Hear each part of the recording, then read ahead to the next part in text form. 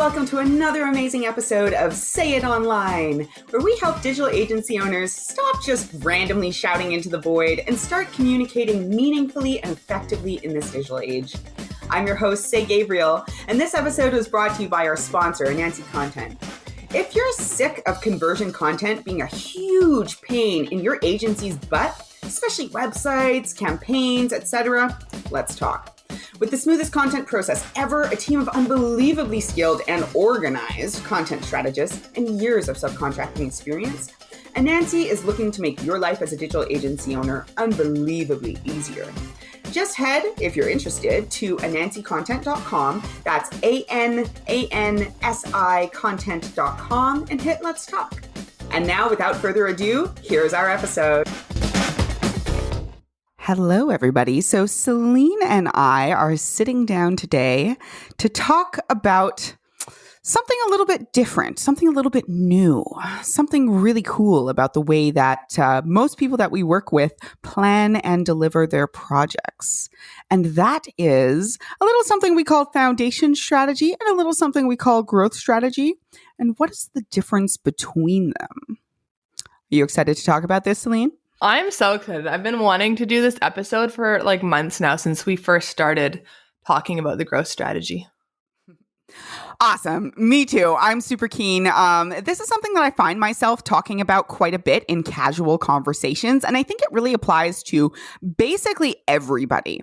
We're also really excited because this is the first in a 4-part series where we're going to be breaking down the idea of growth strategy, what it is, how you can put one together, how you can implement this as a service in your business. This is something that we've been working on internally for basically a year now, with just all the different components and putting it together and really simplifying the process.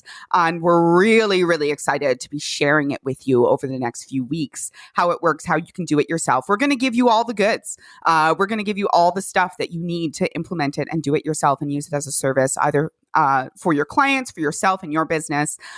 So I'm just really, really keen. I really think that this is a game changer for most businesses, and it's applicable. It's flexible enough as a framework that it can be applied to most businesses. So anyway, I'm really excited. It can be applied to anything. Like just before this call, actually, we were talking about applying it to gardening for ourselves this year. I was talking. I just moved into this older house. Older in the sense that like it has been lived in by families for like 20, 30 years. It's actually not, more than 20 or 30 years old. But it's this giant house that's had like lots of people live here, and it has these big old gardens. And I'm realizing as, it's spring at the time of this recording, and I'm seeing all these bulbs and stuff come up, and I realize, oh my God, like there is just so much to do. Every single thing that I do and look at and think about doing has 3 or 4 other things that need to get done before we can get into it. And I was just feeling totally, totally overwhelmed. And Celene was just like, why don't you apply the growth strategy process to that? It'll probably help you take your million ideas and just prioritize them. And man, I'm probably gonna because that's just how effective it is. So I can't wait to see it once you do. So tell me, Say, why are we talking about this today? Like who should really actually care about this or want to listen to it?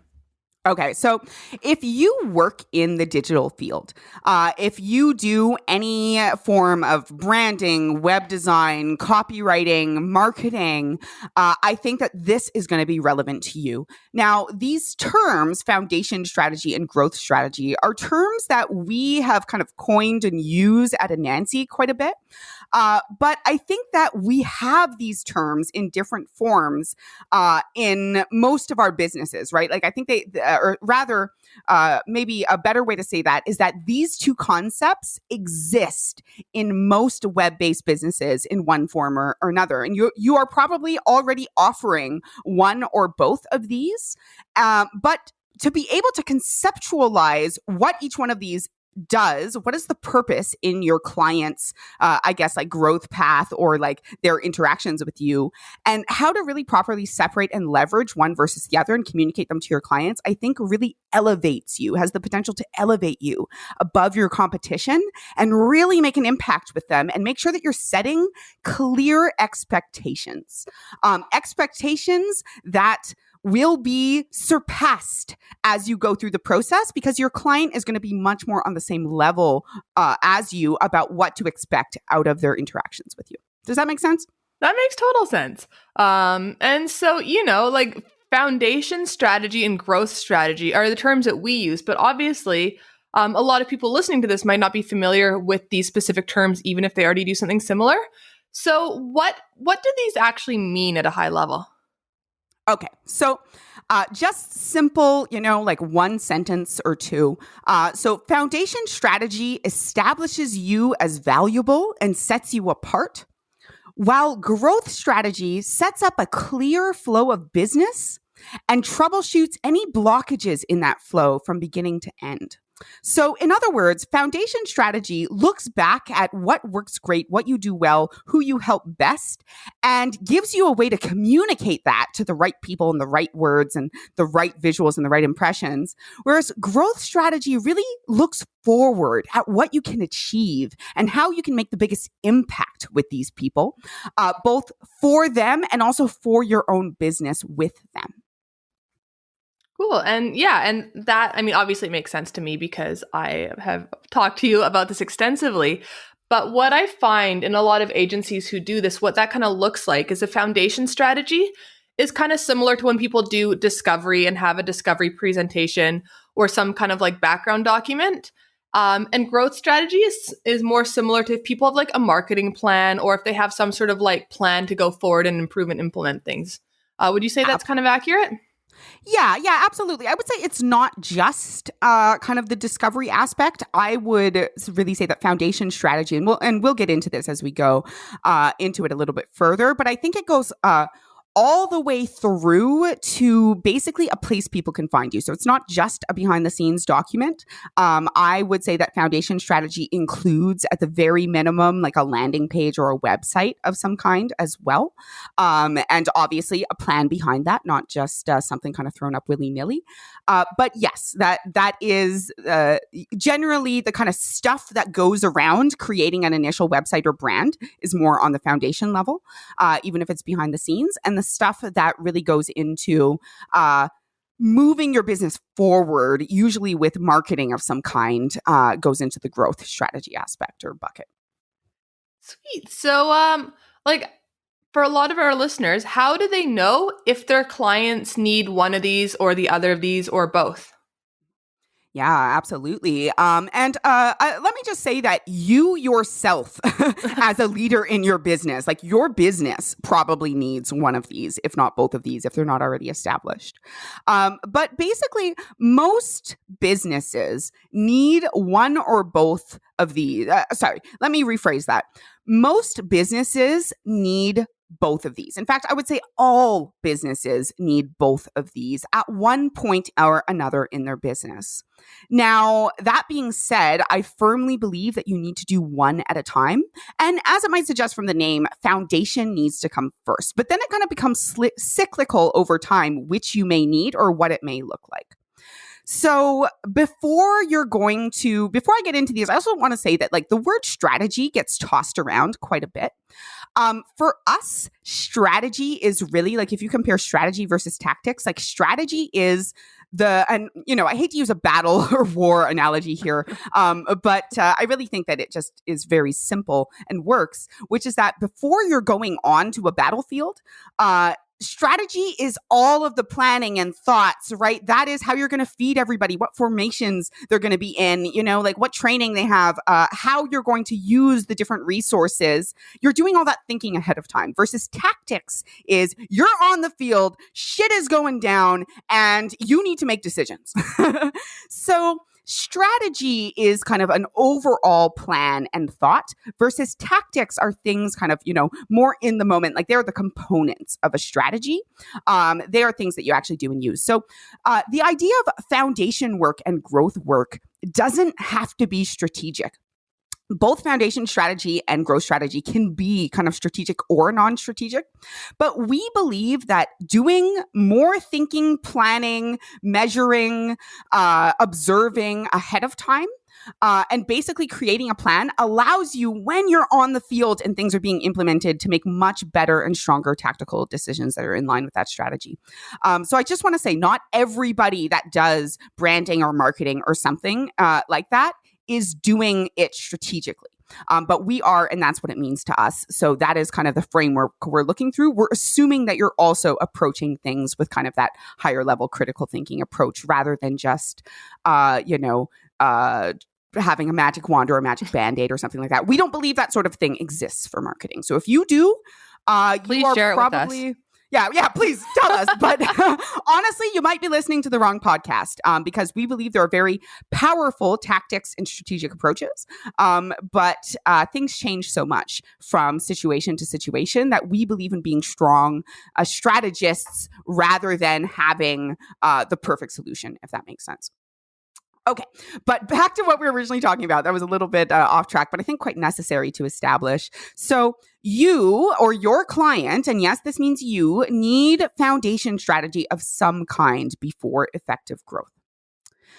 Now, foundation strategy lines you up with the right message, the right people, the right service, and the right problem. Not quite in that order, but basically what that means in practical terms is it gets you more loyal clients and bigger budgets, because the alignment is there. You are solving bigger and better problems for the right people at the right time. And the foundation strategy, basically, it can be really quick and dirty. It can be more in-depth. If you've never done any kind of foundation before, we often suggest basically as quick and dirty as is appropriate for your size. The bigger your company, the more in-depth you usually need to go. Because you don't want to waste too many, not waste, it's not a waste to invest resources here, but you don't want to invest too many of your resources up front at the foundation before getting into growth work, in my perspective, because you need both, right? But you need to do the foundation first. So basically, who's this good for? If you're just getting started and you don't know who you serve, or if you are already established or already have a strong flow of leads, but they're not always the right fit. Maybe you're miserable working with them. They underpay you. You're having trouble selling. It feels like, you're having to like really, really kind of like push to get those sales because they're not really seeing the value of what you do. These are all good signs that you need to visit or revisit this. Even if you are established and you don't really know who you serve, if you can't name like right away, who you serve and what problem they solve, or if you're tempted to answer that question with everyone or anyone with a wallet or small businesses or something, equally vague, then you need some foundation strategy. And again, don't skimp on this in the sense that if you are a like team of 10 people who, it has like 5 different services and exists in like 2 or 3 different markets, you are going to need to do a little bit more in order to establish that foundation and make sure it's aligned through all of those people and all those services, all those markets. You may even find through the process where there's some misalignment, or you decide to drop things or back burner things because they're not in alignment there. But at the same time, I really don't think this is the place to stay, because growth strategy is where the real money is usually. It will get you more of everything, starting with leads, right? So more leads, more engagement, more conversion, more referrals, more upselling, etc., because it is flexible and fluid and ongoing and allows you to focus on whichever one of those is appropriate, right? And this will depend on your service and your clients and your business and etc. Basically, it takes a long time. Takes more investment. So usually small companies do this in-house at first, which is a nice way to say that they try and figure out ways to kind of grow and establish enough of a baseline that maybe they can invest with a service provider or something to help them kind of take this to the next level. Now, if you know who you serve and people are happy with your service, but you don't have the leads or engagement or conversion or retention that you want, this is really where you should focus. And this should be ongoing and iterative, in my opinion. What that means is that this is something that basically never ends because there's always an aspect of your business that is going to need that work. Even if it's just adapting with the times, if you're that magical unicorn who has all of this stuff down I haven't met, but again, tell us, we haven't met that yet. But it's also iterative in the sense that you do something, you measure it, you look at it, you make a choice, you do it again. Or you do something slightly different or etc. So it's something that requires multiple iterations to do effectively versus if you're finding that you're constantly iterating your foundation strategy, like this is something that will change and adapt over time, but not all the time. In fact, I would say once a year at most, once you're out of that startup phase where things are kind of like changing all the time and who you serve and stuff changes all the time. Like really, once you have your foundation strategy established, I think that it is your guiding star, right? Like it gets nuanced over time and occasionally there might be like a big pivot there, but your growth strategy is constantly iterating and shifting and pivoting. Again, you don't want to be bouncing all over the place in different directions, but its nature is that it is something that is constantly growing and changing. Does that make sense? That makes total sense. And it's funny, as you were talking, I was thinking about, those very rare clients that we've had that are constantly trying to change their foundation strategy. I'm like, yeah. And that's this is totally off topic, but like, that's a good red flag that they're probably not a good fit. I don't know. I was just thinking of that, but yeah.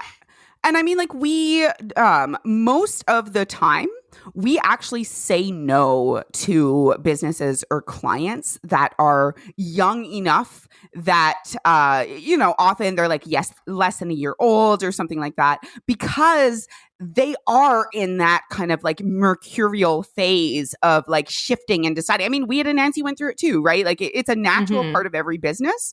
But in order to really make the most out of a foundation strategy, especially if you're investing in doing one with a service provider, like a branding company, like a branding specialist or people like us, who are copy specialists, to give you that messaging foundation or there's messaging anchors, it can be very frustrating if you go through this big investment, which is usually a bigger investment to you at that stage as well, and go through all this work only to find that your whole idea for your business changes in, 1, 2, or 3 months. This is where, as I mentioned before, like this is more looking back, right? Looking back at what's been successful for you. Who have you been really able to serve? What is at the root of what you do and do successfully? Where's that win-win-win situation and connection and flow? And it requires you to be able to look back to do that. Otherwise it's aspirational and it might be better to just get some resources or work with a coach who can flex with you to establish those things on your own and get some traction there before really working with a professional to cement it. That is some really good advice. I'm glad I'm never hopefully going to need to be starting a business, but now I'm like, okay, I would know where to start and go. So I know we've been talking a little bit about kind of the foundation strategy and stuff. So like in more detail, I guess, like what exactly does that look like? Okay, so we've already talked about this quite a bit, but often this is often what this looks like with our partners, with people that we work with, is some sort of initial discovery phase, as you yourself mentioned, Celene, and then branding work of some kind, right? Which again could be super simple and non-strategic, like just making you a logo and like helping you pick a name and some colors or something like that, or it can be digging into your brand identity and building a whole brand identity and breaking that down. It could be, like I said, for me, it usually includes some sort of minimum viable product website. In the sense that it's an initial website. It doesn't have to be super fancy. Ideally, at the beginning, it honestly doesn't even have to have some sort of complex sales funnel or something like that. Although you could argue that a basic sales funnel is part of a solid foundation. But that also depends. I would argue that depends on your business, where you get leads, etc. Anyway, now I'm going down nerd technical zone. But basically, for us, this is work and copy, it's copy for us. We call this step our messaging anchors that establishes you as unique and memorable and gives the right people somewhere to find you and take action. So let me repeat that again. So our definition of foundation strategy is complete when you have finished work, deliverables which for us is copy, or a copy reference guide that establishes you as unique and memorable and gives the right people somewhere to find you and take action. So all my branding specialists out there, hell yeah, I am pointing out to you. This is you. But even if you're doing marketing work or something like that, something that is more in the growth phase, there is still usually some sort of foundation work that's happening here. Right. The story brand, like building, we are all huge story brand fans here, and we have consumed and taken their courses and done a bunch of stuff with them. And, even if you're just establishing the basic story, like that basic story is the foundation strategy aspect of it. Now, I do want to talk about a few misconceptions here. The biggest misconception that I see here is that people think that this alone will get them leads. This idea that if you build it, it will come. And I'm sorry to say, but I believe that if you build it, well, I guess I'm not sorry to say this, but if you build it and put it in and align it with the right people and put it in front of the right people, then they will come. But just building it, maybe once upon a time, that was true, but we live in an ultra cluttered digital space. And people are overwhelmed all of the time with their lives and the stuff that they're being exposed to and et cetera. And I absolutely do not believe that if you just build it, it will come. Now, for some people, the foundation strategy is where the kind of biggest roadblock is. I see this often with construction-related companies where they have a ton of deal flow in the sense that they have tons of leads and people coming their way because referrals, maybe some connections, right? Often they're actively bidding on projects themselves, but they really need that strong foundation to set them apart. Again, make them unique and memorable, give the right people somewhere a place to take action. So they really need those kind of like messaging anchors and that great website and everything to set them apart from other people in their bids. But there is still a flow of leads and a growth kind of element to that that's in place that is separate from that initial website or that initial set of branding guidelines or that initial set of messaging anchors. So I just want to be very clear here. I think that's one of the most important things about this. I think this is one of the most important messages of this episode, I'm going to be honest, is separating the idea of foundation strategy and growth strategy. Maybe you do one or the other, maybe you do both, but your foundation strategy is not on its own going to achieve growth for your clients. I just want to be real about that. The other kind of thing that I see and hear a lot for people is that it's really tempting for providers who focus on foundation strategy to want to expand into growth strategy. And we're going to talk about that in a future episode. We're going to get into, like why that may or may not be a good idea, how to do it if you do want to do it. Now, I do believe that every business needs both of these to grow, right? So obviously, if you're doing a lot of foundation strategy, especially if you're coming up against clients who have this expectation that, once you build a beautiful website, like, oh, why isn't the phone ringing, And you're like, well, just because we built it doesn't mean we're driving leads to it in any way, which also doesn't necessarily mean those leads are being engaged, doesn't necessarily mean those leads are being converted, et cetera, et cetera.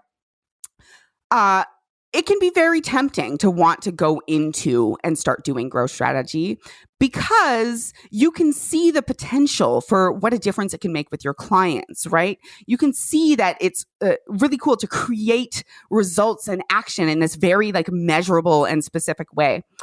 But it's not so easy. And I would say that, if you do foundation strategy really, really well, definitely think twice and tune in to this series. Honestly, just listen to this series as we keep going on how and why you may want to or not want to do that, because it's definitely it's a hydra. But we'll get into that a little bit later.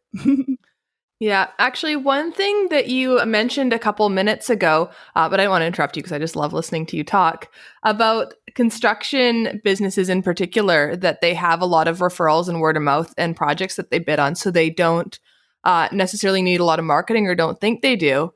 But I mean, I've worked, and obviously you have as well, we've worked with a lot of clients in like construction, trades, similar industries where, at first they're always like, yeah, we get so many like leads, referral, word of mouth, like it's all referral. We don't need anything at all. And then you start talking to them more and they're like, well, we do have like a lot of boom or bust. Like there's especially, the busy seasons, all the work comes in at once and then we're dead for like months on end. It would, and then they start thinking like, it would be really nice if we had some sort of like consistent, predictable way to get like a steady flow of leads that weren't like relying on these referrals that come sporadically. And you're like, oh, okay, so maybe you would need a growth strategy. And that happens so much. It does. And quite honestly, like I mentioned this at the beginning as well, but there are also quite a few businesses out there that have a lot of leads, but want to pull their hair out with the people that they end up working with, So like maybe they're getting a lot of referrals and et cetera, but they haven't necessarily tuned into where that perfect win-win-win situation is that creates the most awesome jobs that like don't go too far over time or over budget. Very few companies that we've worked with or that we've seen in the industry acknowledge that things often do come in on time and on budget. Seems like it's just when it comes to trades, there's a lot of potential for things to go haywire there. Yeah, or even if it's not like the initial leads that they need, they might get a lot of leads, but then a bunch of people aren't, like say it's like landscaping or something. They're like, they end up getting the eyes and the contact on them. But then they kind of go away for a while because they're like, oh, you know what? I need to save up some more money. We're not ready to landscape till next year or whatever it may be. These businesses could be doing more to like continue to nurture those people so that they haven't forgotten about them by the time they're ready to move forward. Yeah, agreed. And so just again, kind of talking about this before we get into what is growth strategy and all that kind of stuff, just talking about the two kind of concepts and services and what it might look like in your business. So this is becoming a growing trend that I am definitely seeing in the industry that's been growing a lot over the past year or two, is doing some sort of initial kind of foundation stage and then moving into the growth as some sort of ongoing. So, having an initial upfront project cost, right? And honestly, the trend that I'm seeing is that it used to be that there was a much larger upfront project most of the time, and then, like maybe smaller retainers. And now I'm actually seeing that shift. And I think this is, for me at least, a very welcome shift in the industry where people are seeing that, you need that ongoing iterative process in order to be able to create results. But, often I'm seeing more people are following the model that we and many of our partners use, which is doing something smaller upfront on a foundation basis, right? Something that, again, is that kind of minimum viable product. It's big enough and concrete enough that you can set your star by it, create something that works, right? And is practical and, still beautiful and unique and memorable and all that stuff. And then put more energy on an ongoing basis into these concepts around creating more visibility, creating more engagement, creating more conversion, creating more retention or upselling or et cetera, which do require more kind of like observation, iteration, and time. Yes, and it's such a win-win because for businesses, it's it's lower risk up front. It's more accessible if they don't have the huge budgets. To dip their toes in and kind of get to know an agency and build that rapport before they commit more money. And for agencies too, it's a win because they have that ability to build, the loyalty for a lower upfront cost. And then they're getting that recurring revenue month after month. That's true. And I want to say, I just want to be very, very clear that a properly built out ongoing or, like passive income stream in the sense of like recurring revenue and stuff is a win-win situation. It is an opportunity for your client to get ongoing support that they need, right? You want to customize this to what those needs are and what you can do for people. And also giving you the security of having that income month to month, right? Like, and that's okay. Like, we are very much on the transparency side. Like, it is okay to be getting a whole bunch of recurring revenue, if it is also like a win-win situation for your client, right? You want to be able to prove, I mean, it's my personal perspective, and I guess our Anansi perspective, that we want results to be provable by the numbers. That's something that's quite important to us. But as again, I referenced in the beginning, you can basically write your own paycheck if you do this well. Because whether it is because you are directly generating revenue for your client, and the revenue is higher than what they're paying you anyway, so they're still making a profit on your services, or whether it is because you are saving them like stress, saving them time, saving them energy, right? Depending what it is, creating those win-win-win situations. That's what it's really all about. So good. So, I mean, I know we talked quite a bit about foundation strategies and what that looks like and what that entails. What exactly is a growth strategy?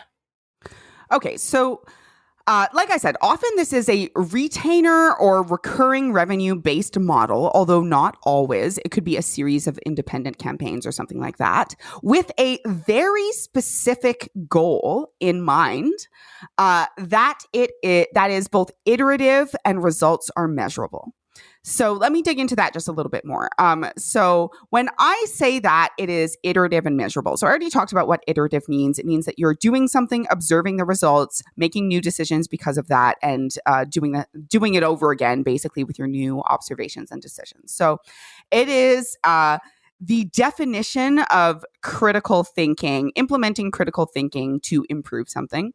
And the reason that it has to be measurable, in my opinion or perspective, not all recurring revenue is measurable in terms of its results, but whether it is kind of more typical KPIs in the content marketing world, like open rates, click-through rates, etc., or whether it is quite simply, a SMART acronym, SMART goal, where you're making a goal to research 15 publishers and send out 3 authority articles, for example, or guest authority articles, aka like guest posts for industry leaders.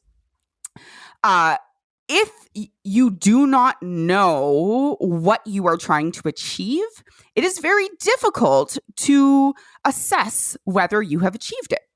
And maybe that sounds a little bit simplistic, but in some ways, it really is that simple, right? Whether it is for yourself and your business or whether it is for your clients and proving results, if you can show that you are making consistent progress or not, right? Then that has a lot of psychological benefits, other than just obviously proving that what you're doing is working or not working and making strategic decisions based on that, right? Like that's a given. I think we all understand the power of metrics and KPIs.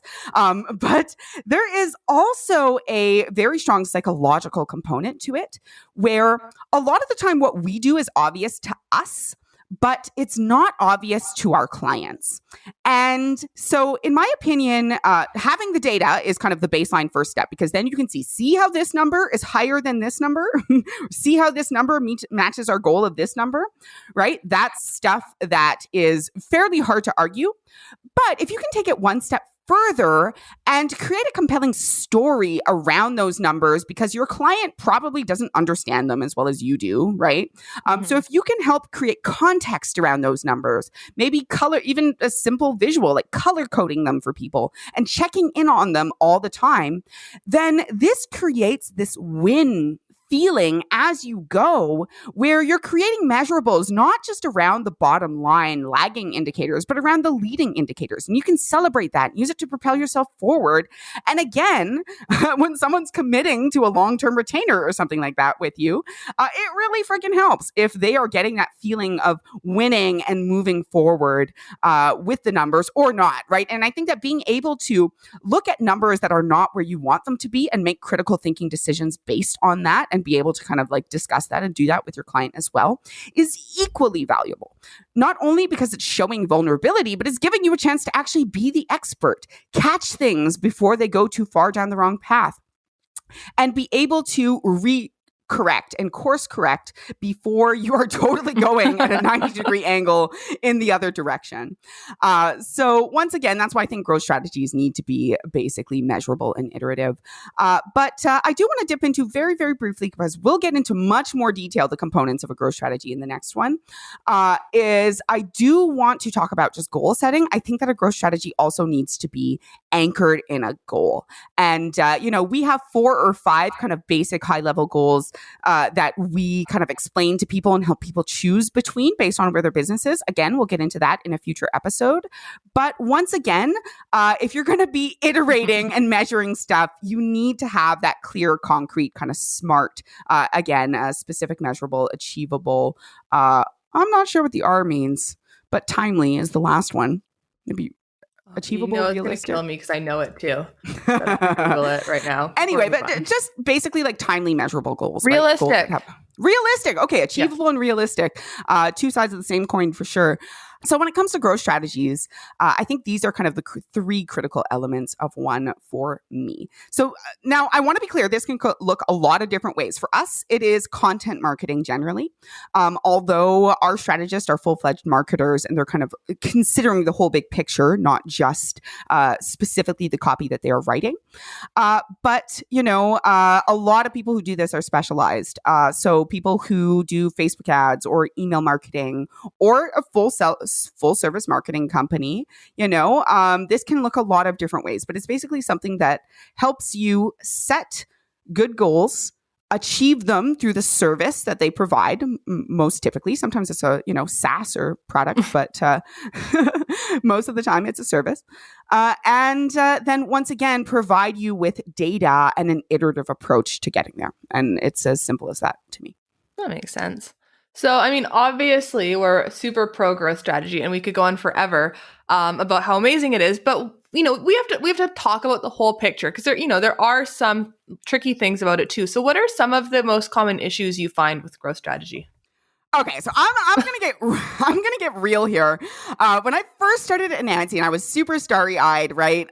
Decided, okay, we're going into copy. Copy's a big problem. Like I immediately in my head was like building growth strategies for clients and all this type of stuff. And I was like, yeah, this is what we're gonna do. Now, many copywriters do specialize in growth strategy related writing, but they're not necessarily planning these overall growth strategies. They're just executing the funnel, executing the email marketing campaign, maybe planning like a single funnel or campaign, but not like a whole thing. So I'm like, oh yeah, this is what we're going to be doing all the time. We're just going to be like all the time email marketing, etc. And then of course, and we're going to get into this in another episode. We're going to touch on it in this series, but we also have a whole episode dedicated to it. How to align your services with your actual market, like how to decide like what services to offer, not offer, when to launch a new service. Well, turns out that this growth strategy idea is a massive, massive hydra to implement. And what most people that I was talking to, so that, the people that were my audience in my community, what they were having problems with and needed was more like clients not getting back to them with copy on the foundation aspect, like on a website they're building, right? Like never mind the copy being good, just having something that's reliable and on time and people who take your calls and stuff. So I was like, oh, sweet. Well, I'm going to do that, but I'm also going to do this growth strategy stuff. Yeah, I was very, very ambitious. And the reality is that I tried multiple times and it was just too big. It was too big. It was too all-encompassing. Content marketing as a concept is just a massive, massive, massive thing. And I really had to go where the problem was, right? Like where people were suffering, which was much, much more on the foundation strategy side. So instead we worked with, then I became we and we grew and all this stuff. And so we started to work with people who did growth strategy work. And I became really, really stoked for us to just be kind of like the service provider who was doing the hands, kind of like I was just talking about. But even then, it is such a massive hydra to implement. And what I mean by that is you're like, okay, I'm going to do this. I'm going to chop off one head. Oh, look, 2 or 3 heads grew back. Oh, crap. Like now it's bigger and scarier and etc. So I'm really, really proud and excited that, many years later, once we've done like literally countless foundation style strategies, the content strategy, the basic website, et cetera, we have a whole process. Again, other episodes, or check out our website even for just a super high level. And it's only really now that we've been able to like create and simplify. And that's the biggest thing, simplifying and creating a process that is flexible enough for the massive variety of different clients and problems and potential solutions and goals and et cetera. But also specific and constraining enough that it's useful and includes all of these different aspects. So anyway, this isn't just me tooting our own horn about this, but I'm very, very excited. And that's one of the reasons why I want to, share it with you. But anyway, let's get real about some of those issues. So most people over the years, what I've observed, so most people who focus on growth strategy related services focus on a very, very specific offering or very, very specific niche. So, for example, my friend Alex, client, just all around great guy, who works with specifically hotels in the Caribbean. And he started actually on his home island of Curacao. And only after like a year or two kind of moved outside of that, and now is working all over the Caribbean, flying everywhere. And it's just, I envy him a little bit, but, very, very specific niche or very, very specific offering, like very specifically videos or very specifically Facebook ads, or very, very specifically email marketing. Sometimes both, sometimes it's both. Like they have a very specific offering and a very specific niche. So that's something, the people, this is just what I've observed. Like even us at Anansi, like this is now, something we've been, like I said, been working on it quite a while, about a year now, just simplifying the way that we roll this out to other people, practicing on ourselves. And even within the world of content marketing, like it's hundreds of hours of like training just for the expertise, never mind the framework. I'm not trying to scare any of you guys away, by the way. Like some of you guys already do this. And if you do, and you're thinking, oh, it's not that hard, pat yourself on the freaking back, because it is. If you're successful at this, you're creating real results for people. No matter what, like the internet and blogs say or whatever, this is challenging stuff. It's either challenging to stay focused enough to be very successful in a specific field when everything's changing. There's a million things to choose from all the time. Or it's challenging to corral the different options out there. And in fact, on that topic, clients having a million ideas is really, really challenging. Usually clients either are like, okay, I'm hiring you to do this, just do it. And like maybe agreeing or nodding. We love it. Our favorite is when we're having that really strong back and forth dynamic and they're kind of trusting us and following us, but, throwing out their own ideas and really like working with us in that way. But most clients are just, and I'm like this with my marketing team. Like I'll be honest, like there's a reason they've given me a list that I can just add stuff to. And then we, screen it later, which is again, part of the process we're going to break down for you guys, because it's good to give clients and people a place to put all those amazing, crazy ideas. But corralling those ideas, standing strong and firm on the like one or two that you're choosing to implement and keeping them focused while you do it is like herding angry cats. Like not just cats, herding cats is hard enough, but herding angry cats, like sometimes they hiss at you and like scratch. But it's worth it. It's worth it, right? Because a lot of the time success is in focusing because you only have so much energy. And you could put it out in 5 different directions and make your circle a little bit bigger. Or you could put it out in 1 or 2 directions and make your circle a lot bigger in one direction, right? And of course, what works for one client, even the same industry, won't always work for another. That's a big thing, right? That was something that I found, is you really need a wealth of experience or a very, very narrow niche. And even then you need to be constantly on top of it because things change quickly. Those of you who have heard my theory of delegating, again, we're going to have a whole separate episode just on this and probably some blog posts and writing about it as well. But this idea of delegating up, delegating laterally, or delegating down, to effectively build a growth strategy usually takes all 3. Like it's really hard to build and execute growth strategies just yourself. Even the companies I know who do it well are often like minimum teams of 2, like often coincidentally like a husband and wife team. And often you need contractors, right? So it can be a lot to track and manage, never mind maybe needing specialized contractors, needing kind of grunt people potentially to handle things. Again, the fewer people that you have, like if you're just doing this yourself, then I think it's really important to go deep rather than wide, because you can drive yourself freaking nuts. I almost did in the first year. Yeah, I mean, I guess that's it. That's a lot on its own, but basically it's a lot. It's a lot to track and manage. And you're not always getting that, like you're not always getting that recognition from the people that you work with, like your clients and et cetera. And I will say that,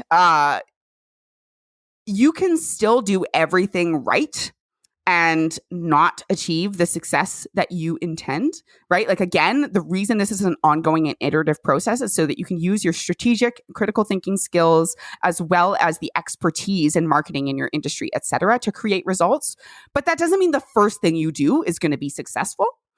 And, you know, there's a lot like this. You have the potential to make a lot of like results and traction for people, but you also have to be giving them the wins right away. And like one of the things we focus on is making sure there are a few quick wins, again, to build that kind of momentum and stoke around it.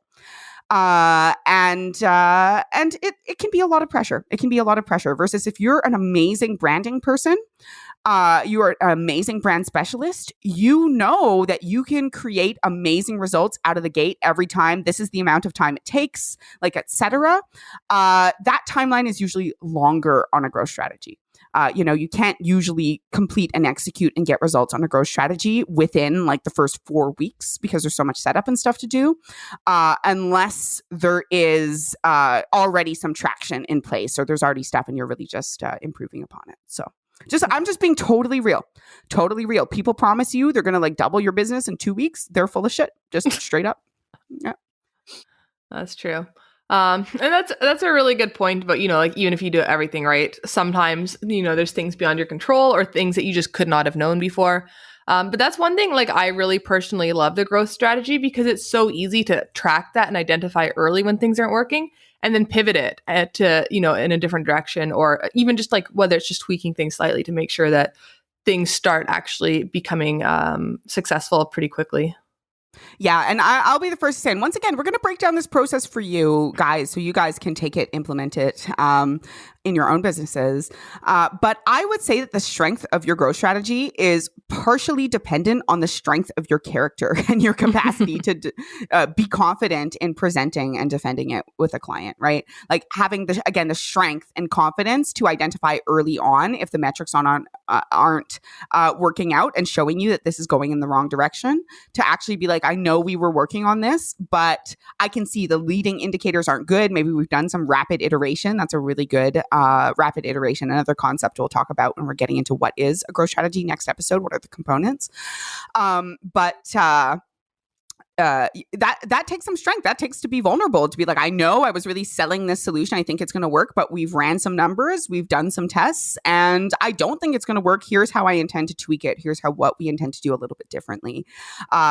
At Anansi, as we may have mentioned in another episode or two, our current goal for the year is fail fast and fail faster. And I think nowhere is that more apparent than in a growth strategy process. Yes, that is so true. And I mean, I know we spent like now the last 10 minutes like scaring everyone off. And I'm sorry, readers, like if you're like deciding to end the episode now, you're like, oh no, growth strategy, this is going to be way too much work. I like never want to approach it. It's a monster.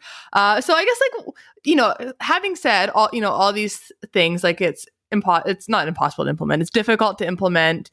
And you have to be specific, and clients have so many ideas, all these things. Like, so given all that, like why do it at all? Okay.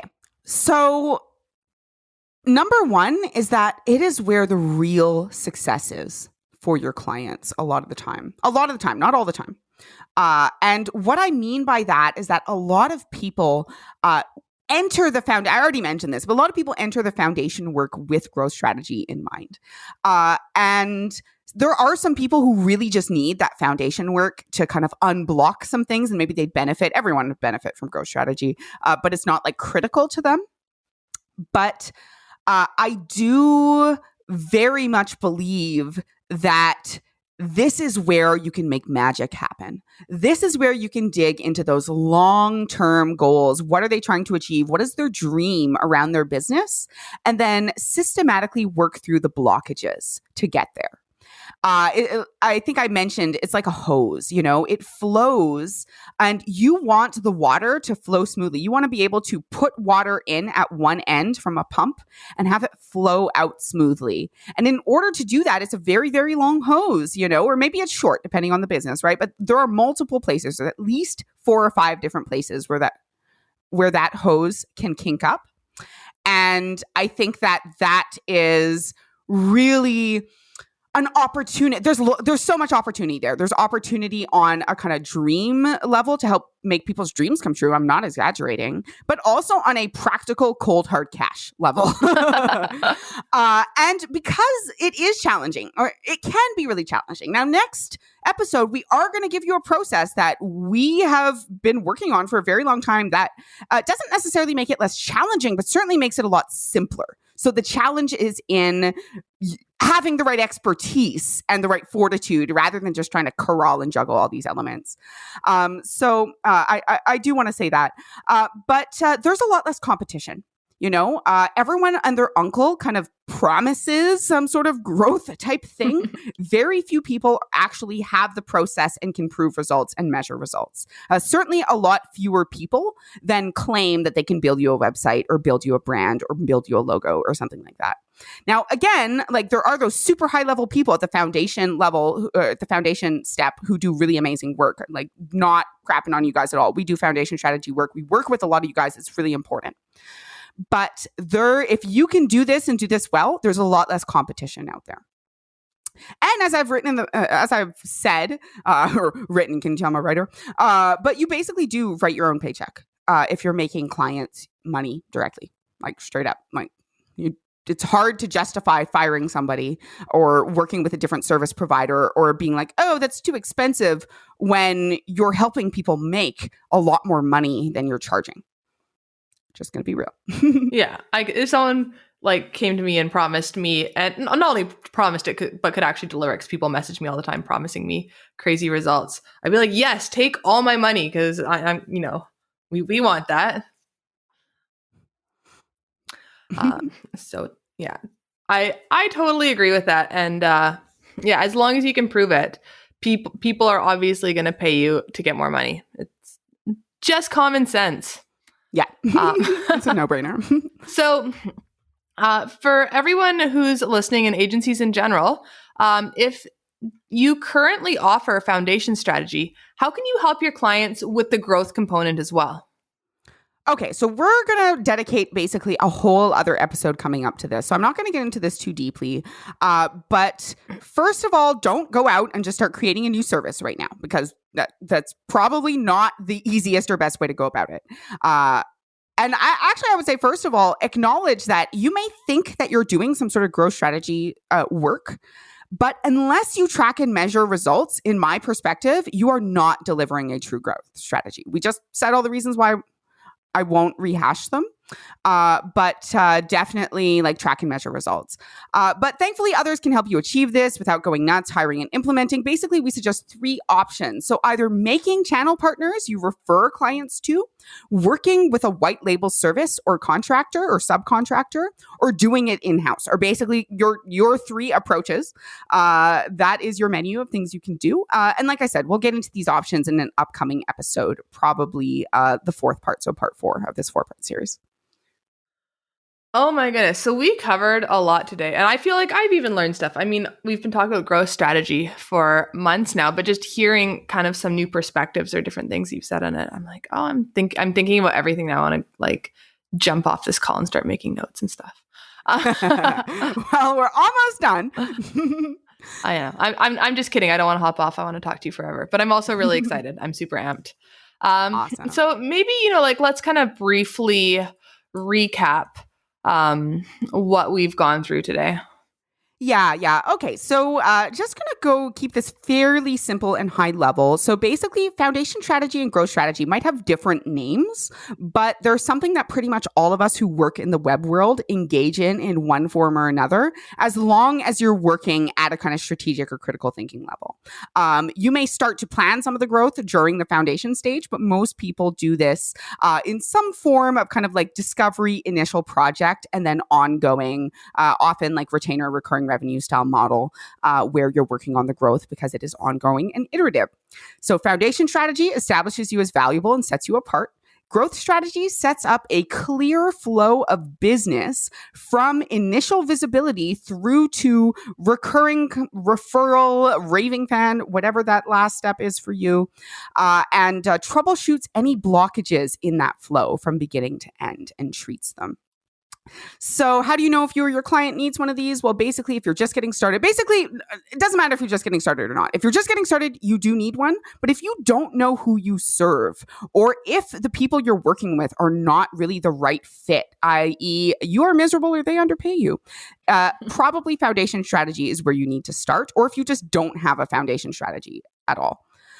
Growth strategy, though, as I mentioned, ongoing or iterative, gets you more of everything from beginning through to the end, but it takes a longer time, more investment, more iterations. So basically, this is really good if you already know who you serve, people are happy with your service, but you don't quite have the amount of leads or engagement or conversion or retention that you want. So often foundation is like branding work, an initial website. For me, it's giving people a place they can find you and take action, and they know what makes you unique and memorable. Versus growth strategy is establishing your goals and figuring out how you're going to get there and troubleshooting every step of the way. It can be a massive, overwhelming hydra to implement. People who do it well often focus on a very, very specific aspect of it, offering your niche. But you can create real results, even go into value-based billing or something like that. And it can make a huge difference. And basically, if you're looking to do this, make sure you're tracking and measuring results, whether or not you're doing it in-house, but you're going to need some combination of channel partners whom you refer clients to, or white label service or subcontractor, or obviously to hire and develop a service. We will get into that in the future. So speaking of getting into that, I mean, I feel like we covered so much ground today, and we still have probably 3 more episodes at least to go on this topic. Like, that's going to be our longest series to date. So what can we expect coming up? Okay, so basically this was part 1, which is foundation strategy versus growth strategy and how to tell which one you're doing. So part 2, we're going to break down the basic components of our growth strategy. We're going to talk about what are the different elements and aspects that we use in our growth strategy, which ones we found to be really essential versus not necessary, maybe, and how they can be applied to different types of industries and businesses. Part 3, and these are going to be back to back. So tune in next week for part 2, the week after that for part 3, etc.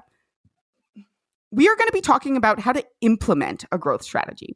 So we're going to be digging into getting real vulnerable about our experiences, what process we use, what kind of meetings are required, how often should you meet, what kind of documents can you use, all that kind of stuff. Some of the hard questions around like what to do if things are going off the rails. And really talk about kind of the experiential aspect of a growth strategy. And then part 4, we're going to be talking about how to implement it as a service in your agency and sell it. So we've hinted at that a bit today, how to implement it, how to basically, okay, now you want to do all of this. So implementing your growth strategy, not so much the experiential nature of what's happening with you and your clients, but how you turn this into a viable service in your agency. So that's where we're going to dig deeper into the difference between using a channel partner versus a subcontractor versus doing it in-house. And we're going to talk about how to present this to your clients, how to sell it, what sort of effective tools and resources. I'm going to chat with the team, and maybe we can give you even some of our resources that we use to sell growth strategies in our business, or that we give to our partners as well, and help you actually turn this into a viable source of revenue for yourself, and just totally demystify it. That's our goal, is just demystify it. Like I said, we're going going to give you all this stuff. If you want to work with us and you want us to implement this for you as a service in your agency, we will happily do that, and we will do it fantastically and probably better than anybody else when it comes to content marketing, in my perspective. But, if you want to apply this for non-copy related things, right? Maybe you're running a Facebook ads agent. Oh, I mean, that's copy related, but anyway, any type of growth strategy service that you offer, even if you are specialized in a different direction than us, we want to equip you to be able to sell this, implement it, and really make it work well. So I'm super keen to break this down for you guys. I think it's win-win. And hopefully you guys are happy to join us for the ride over the next few weeks. Well, at the very least, I'll be there. Awesome. Well, I'm happy to spend the time with you, Celene. And one of the things we've been talking about as well is getting in with some of our strategists to talk about some kind of like common project stuff that comes up and getting into that real deep. So maybe there'll be some overlap there as well. Anyway, I'm super keen. All right. Well, this has been another great episode. I would love to hear from you guys,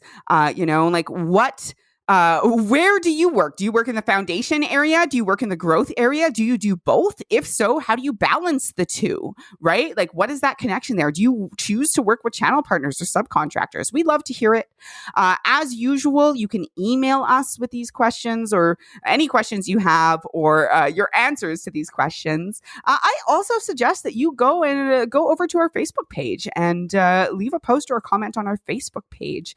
I think that is a really great way to just kind of, we will definitely see it and respond, and that's really great. And then other people can also potentially see it and respond, and you can kind of hear and see what's going on for them.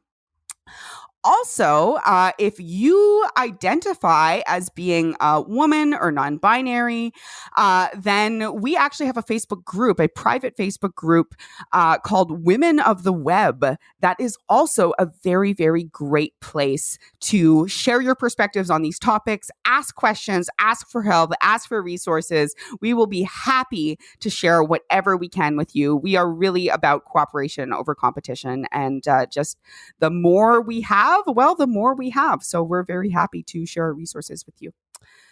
Anyway, that basically wraps it up for today. So once again, tune in next week for the basic components of a growth strategy, how to put one together. We're also going to share our internal template, which is a little bit scary, but I think is going to be good. And I hope you have a great rest of your day. In fact, I hope you create a great rest of your day for today. And that does it for another amazing episode of the Say It Online podcast. Join us next week. And don't forget to like and subscribe, whether it's iTunes, whatever your favorite podcast player is. It is always, always appreciated. It really makes a difference for us. It helps us get this word out to more people. As always, this episode was brought to you by our sponsor and Say's own business, Anansi Content. If you're a digital agency owner and you're still wasting too much time chasing down content that maybe isn't even all that great, let's talk. We've spent years working on the best process for selling, planning, and delivering amazing conversion content for your client projects.